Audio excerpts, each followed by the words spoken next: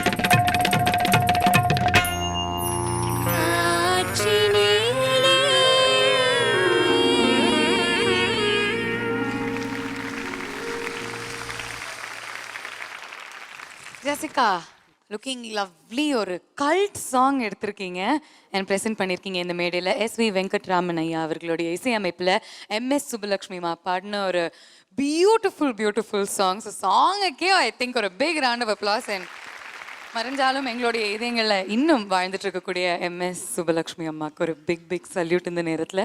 Judges உங்களுடைய comment. நீ எம்எஸோட பாட்டு எடுத்திருக்க, எம்எஸ் மாதிரி வரணும்னு நான் பிரார்த்தனை. ஏன்னா இந்த பாட்டு நான் எத்தனை தடவை வாச்சிருக்கேன் தெரியுமா அந்த அம்மாவோட. அது இன்னும் நல்லா வரணும், அது நல்லா வரணும்னு நான் பிரார்த்தனை ஆசீர்வாதம் பண்ணுறேன். தேங்க்யூ சார், உங்களுடைய வாக்கு பலிக்கட்டும். Let's turn to our judges. சுதாக்கா. Jessica, you did a very good job. ரொம்ப நல்லா பாடினீங்க.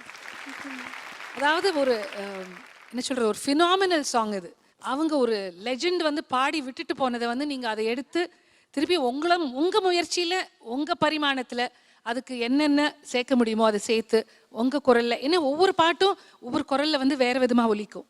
அந்த பாவம், இமோஷன்ஸ், வார்த்தைகள் கொஞ்சம் இன்னும் அந்த லா லா அதெல்லாம் இன்னும் கொஞ்சம் பார்த்து பாடணும்.